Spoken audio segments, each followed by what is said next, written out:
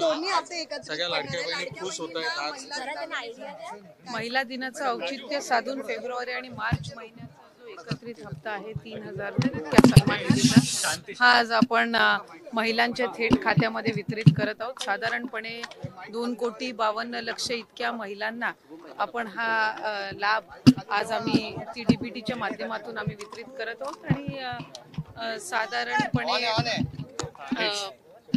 या औचित्यासाठी व महिला दिनाचा एक विशेष म्हणून आम्ही ह्या दोन्ही महिन्याचा लाभ आज महायुतीच्या सरकारच्या माध्यमातून राज्याचे मुख्यमंत्री आणि दोन्ही उपमुख्यमंत्री यांच्या सूचनेनुसार आज सुरुवात केली आहे।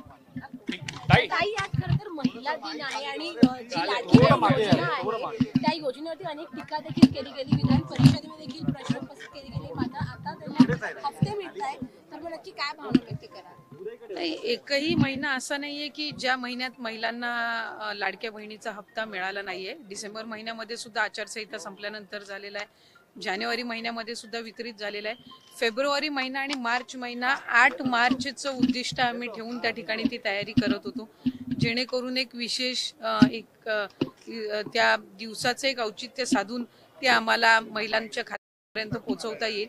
त्याच्यामुळे टीका तर या योजनेवर सुरुवातीपासून होतच आलेली आहे आणि त्या टीकेकडे फार लक्ष न देता महिलांच्या आयुष्यामध्ये सकारात्मक बदल करण्याच्या दृष्टिकोनातून ही योजना आम्ही यशस्वीरित्या राबवण्याकडे जास्ती लक्ष देत आहोत।